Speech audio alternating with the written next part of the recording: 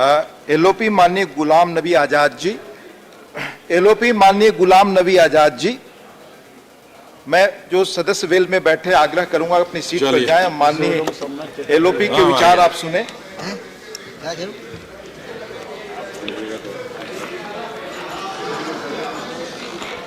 जो भी सदस्य वेल में बैठे हैं कृपया जाएं और एलओपी के विचार सुने। I request them to go to their respective seats.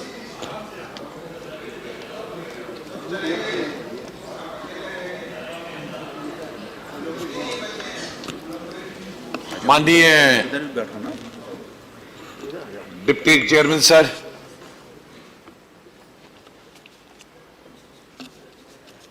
जिस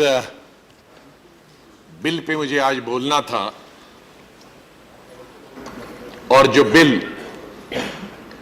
राज्यसभा में आज चर्चा के लिए लिस्ट में आया था, वो था reservation for economically weaker sections. कुछ महीने पहले ये बिल इस सदन में आया था पूरे देश के लिए, और आज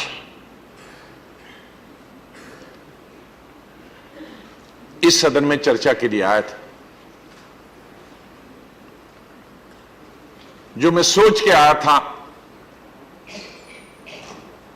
इस बिल पर चर्चा करने के लिए, अब उस चर्चा का अर्थ ही नहीं रहा,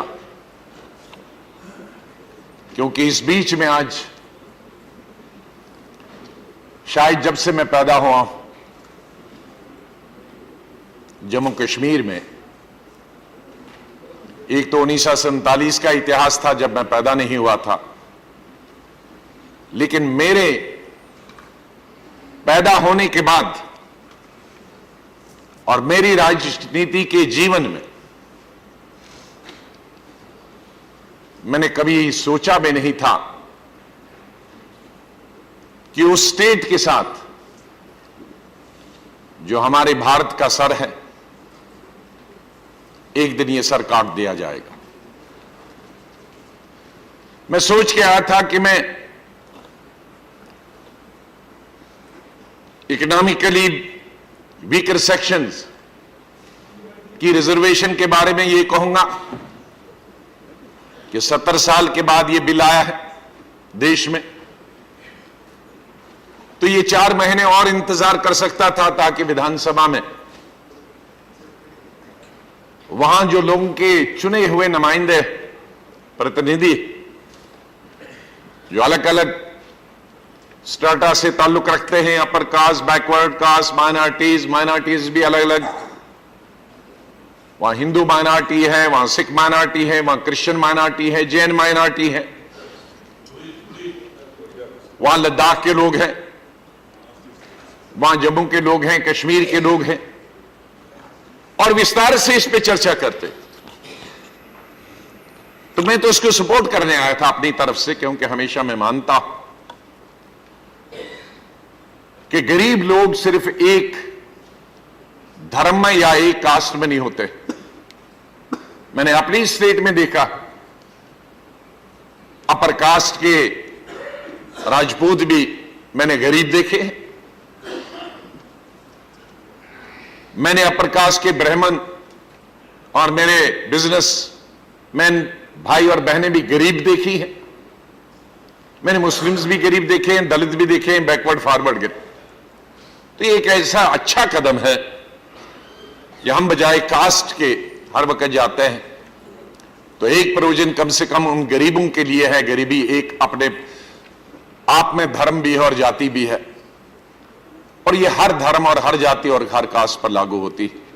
ये अच्छा प्रोविजन। सिर्फ इतना मैं सलाह देने वाला था कि यहां के बजाय वहां की विधानसभा अगर 2 महीने, 3 महीने, 4 महीने में जब इलेक्शन होते तो इस पर चर्चा होती। जहां 70 साल में यहां लागू नहीं हुआ, तो वहां अगर 6 महीने बाद में लागू होता तो कुछ आसमान गिरने वाला नहीं था। लेकिन पिछले 1 हफ्ते से पूरा जम्मू कश्मीर, लद्दाख परेशान था। किसी की समझ में नहीं आ रहा था। मैं रात को 2:30 बजे सोया, जम्मू कश्मीर से भी फोन आते थे, पूरे देश से भी फोन आते थे, अलग अलग अफवाहें थी। कोई कह रहा था जंग हो रही है, कोई कह रहा था स्टेट के 2 हिस्से, कोई कह रहा था 3 हिस्से किए जा रहे थे, कोई कह रहा था डिलिमिटेशन हो रही थी, कोई ये कह रहा था कि आर्टिकल 370 खत्म होगा, कोई ये कह रहा था नहीं आर्टिकल 370 रहेगा, सिर्फ 35A खत्म हो जाएगा। और ये टेलीफोन और चिंता खाली कश्मीर वैली से नहीं थी, लद्दाख से भी थी, जम्मू से भी थी। और जब मैं जम्मू की बात करता हूं, मैं तो रजौरी पुंछ से लेकर जम्मू कठुआ सांबा से लेकर उधमपुर से लेकर रामबन बहरहाल और किश्तवाड़ तक बात करता हूं। मैं जम्मू शहर की बात नहीं करता हूं कि जम्मू शहरी जम्मू नहीं है, 10 डिस्ट्रिक्ट, और इस डिस्ट्रिक्ट में सब धर्मों की आबादी है। इन 10 डिस्ट्रिक्टों में जम्मू के हिंदू की आबादी भी है, मुस्लिम भी है, क्रिश्चियन भी है, जैन भी है और सिख भी है। तो शायद एक विचारधारा करने के लिए चिंता का विषय नहीं हो, लेकिन जिन सब के नाम लिए उनके लिए ये चिंता का विषय था। लेकिन आज जिस तरह से एटम बम फटता अचानक, वैसे ही सदन में सुबह हुआ। माननीय गृह मंत्री जी जब आए तो ऐसा विस्फोट हुआ कि जिन एक एक चीज के लिए आशंकाएं महसूस की जा रही थी एक हफ्ते से, जब से यहां से पैरामिलिट्री फोर्सेस को जम्मू कश्मीर भेजा गया था, जब से एडीजीपी जेकेपी ने सभी एसपीज को कह दिया था कि आपके पास पूरा सामान है और अगर नहीं है तो 24 घंटे में सप्लीमेंट किया जाएगा।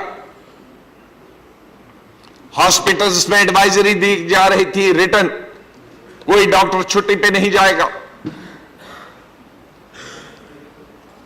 जहां हिल काउंसिल थी कारगिल की, लेखा मुझे नहीं मिला, लेकिन कारगिल का मुझे डिप्टी कमिश्नर का ऑर्डर की कॉपी मिली कि कोई भी ऑफिसर निचले लेवल तक छुट्टी नहीं ले पाएगा।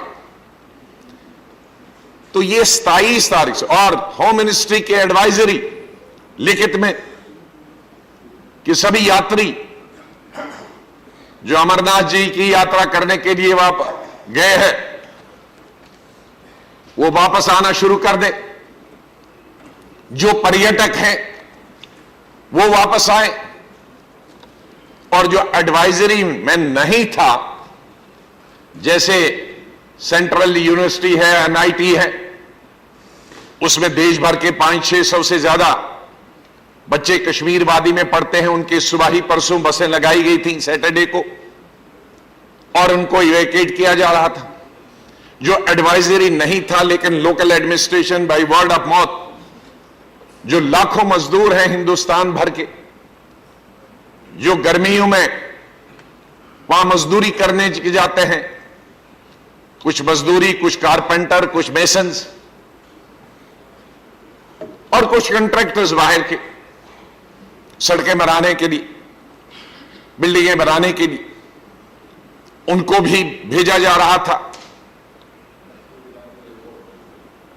तो एक हफ्ते से ही जम्मू कश्मीर में और विशेष रूप से कश्मीर घाटी में और जम्मू प्रोविंस से कुछ डिस्ट्रिक्टों में एक भय, एक खौफ, एक आतंक का माहौल बना हुआ था कि क्या होगा, कब होगा, क्या होगा। लेकिन जिन चीजों का मैंने उल्लेख किया कि जिस चीज का लोगों को डर था कि इनमें से कोई हो सकती थी, लेकिन कभी भी जम्मू कश्मीर का, भारत का या दुनिया का, क्योंकि जम्मू कश्मीर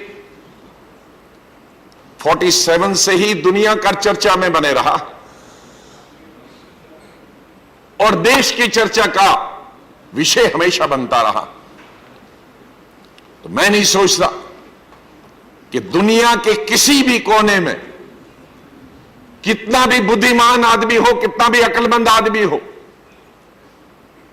उसने कभी, और कश्मीर में कितना भी एक्सपर्ट, कई एक्सपर्ट्स हैं कश्मीर में हिंदुस्तान से ज्यादा विदेशी मुल्कों में, शायद उनमें से किसी ने यह अंदाजा नहीं लगाया होगा कि इन 4-5 चीजों में से एक नहीं, 4 की 4 चीजें एक ही ऑर्डर में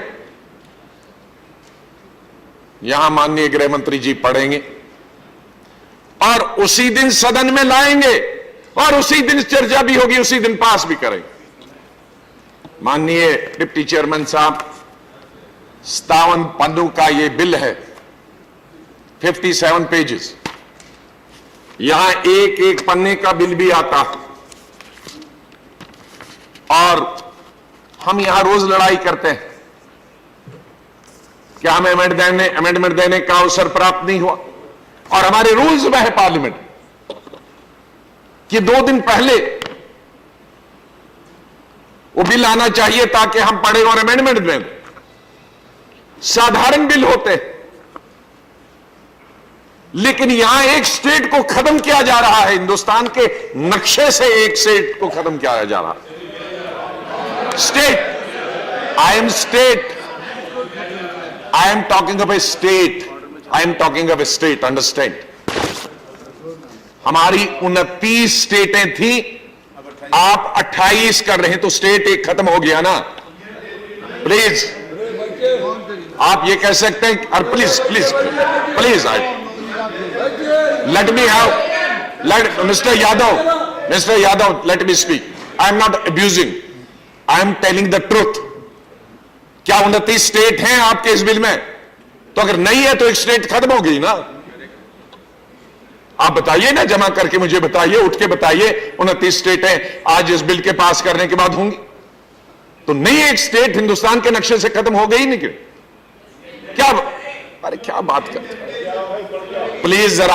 प्लीज जरा समझा करिए सर।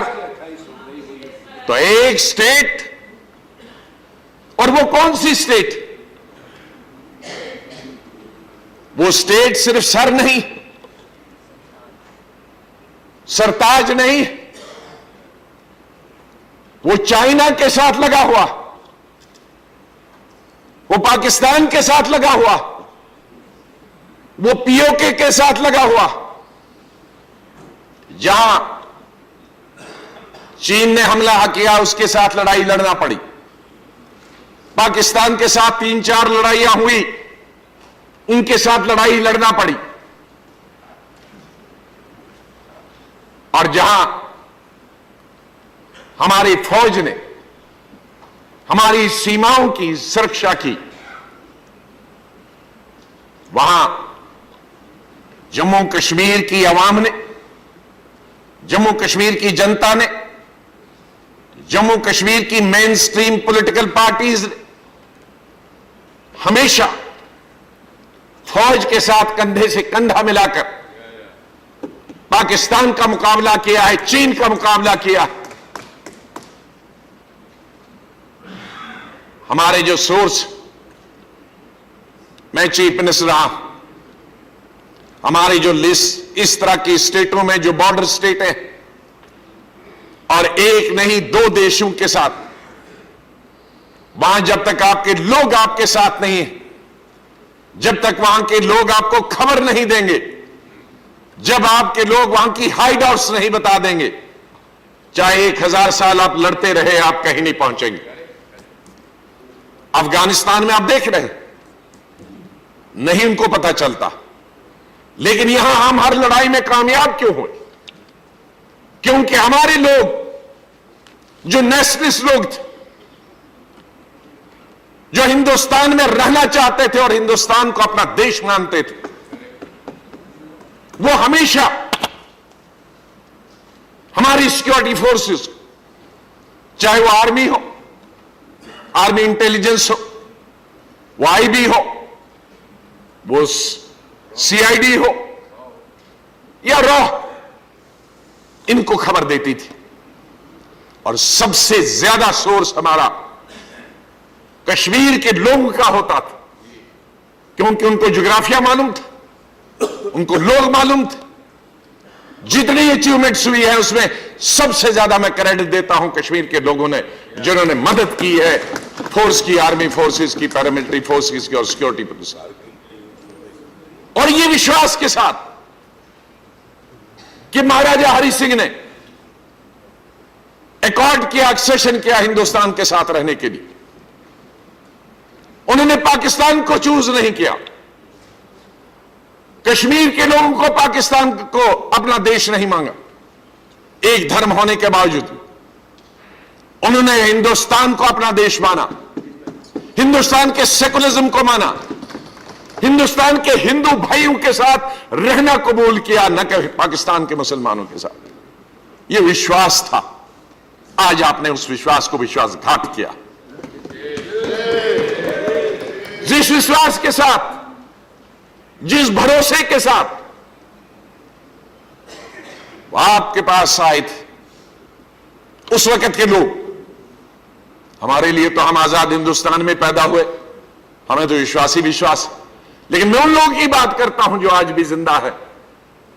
उन्होंने जो विश्वास किया था यहां के, उन्होंने विश्वास किया था पंडित जवाहरलाल नेहरू, उन्होंने विश्वास किया था सरदार पटेल पर कि ये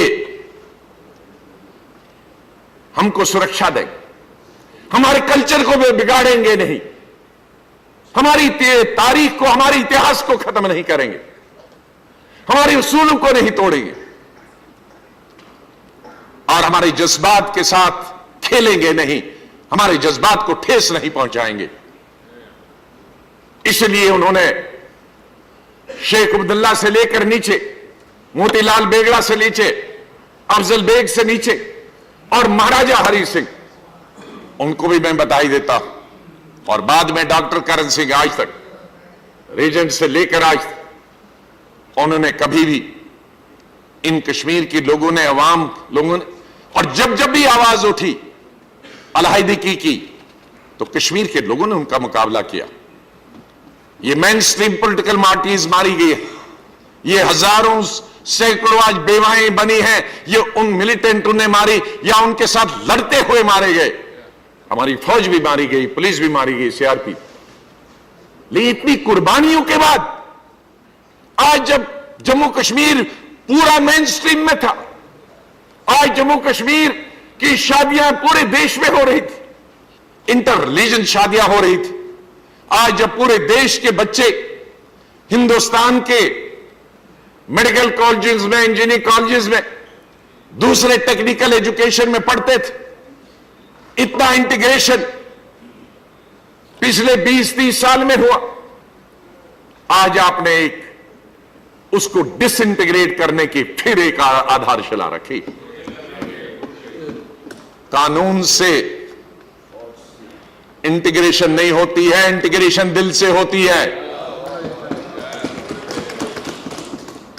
कितने कानून हमने बनाए, उससे इंटीग्रेशन नहीं होती।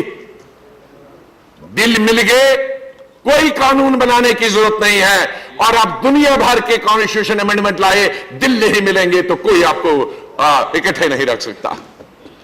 आज आप लोगों ने, मैं एक मुसलमान की बात नहीं करता हूं, मैं हिंदू, मुसलमान, सिख, ईसाई, बुद्ध की बात करता हूं। जम्मू कश्मीर, मैं एक समुदाय को रिप्रेजेंट नहीं करता, एक धर्म को नहीं रिप्रेजेंट करता हूं। मेरे लिए सभी एक, सब जम्मू कश्मीर और लद्दाख के लोग। ये जम्मू कश्मीर, आपको मालूम है, वो इतना मजाक जम्मू कश्मीर के साथ आपने किया। 47 से लेकर महाराजा हरि सिंह किंग, 47 के बाद the prime minister of Jammu Kashmir and सदर रियासत means president of India, president of Jammu Kashmir. सदर रियासत उर्दू में लिखते हैं, उसका मतलब है राष्ट्रपति। और इस प्राइम मिनिस्टर कितने रहे? 4 प्राइम मिनिस्टर रहे। शेख अब्दुल्ला 5-6 साल, शेख अब्दुल्ला के बाद बख्शी गुलाम अहमद, नहीं, शेख अब्दुल्ला के बाद शमसुद्दीन, शमसुद्दीन के बाद अच्छा बख्शी गुलाम अहमद, ओके, बख्शी गुलाम अहमद 14-15 साल, और चौथा प्राइम मिनिस्टर गुलाम मोहम्मद सादिक, और गुलाम मोहम्मद सादिक के वक्त में वो प्राइम मिनिस्टर भी रहे, चीफ मिनिस्टर भी रहे। हमने इसको चेंज किया, राष्ट्रपति से गवर्नर बन गया, प्राइम मिनिस्टर से चीफ मिनिस्टर बन गया।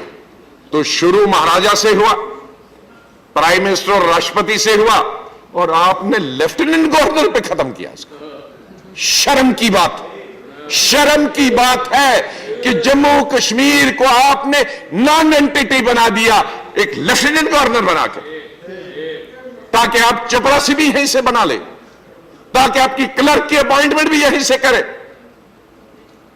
क्या होता हमने देख रहे हैं 4 साल से, चीफ मिनिस्टर बेचारा पांडिचेरी का रोज आता, एक लेफ्टिनेंट गवर्नर उसको काम करने नहीं देता। हर चीज के लिए, सांस लेने के लिए भी लेफ्टिनेंट गवर्नर के पास जाना चाहता है, पानी पीने के लिए भी इजाजत उसको लेफ्टिनेंट गवर्नर से लेना चाहते।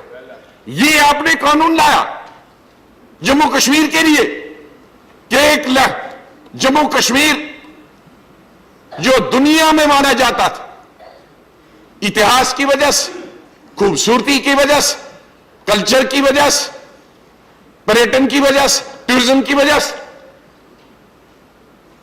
और आपको उसको एक यूनियन टेरिटरी बनाकर, जम्मू के मेरे भाई,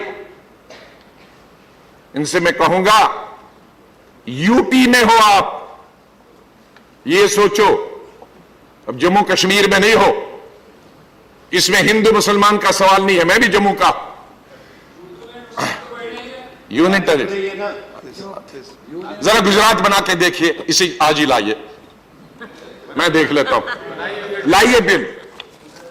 ये कहना बड़ा आसान होता, ये कहना बड़ा आसान होता। जिस स्टेट का चिल्ला रहा है, जरा अपनी स्टेट में लाइए जरा कल, और फिर देखिए कि हाल क्या होगा। ये आसान होता है कहना, इतनी आसानी से ये राजनीति को मत ले लो। आप एक इतिहास भारत का बदल रहे हो, ये आपको मालूम होना चाहिए। पावर के नशे में इतना मत गुम हो जाओ कि आपको पता ही नहीं चले कि आप क्या कर रहे हैं। आपने एक स्टेट को उसका इतिहास मिटा दिया है, मसल दिया, एक स्टेट से बनाकर उसकी यूनियन टेरिटरी।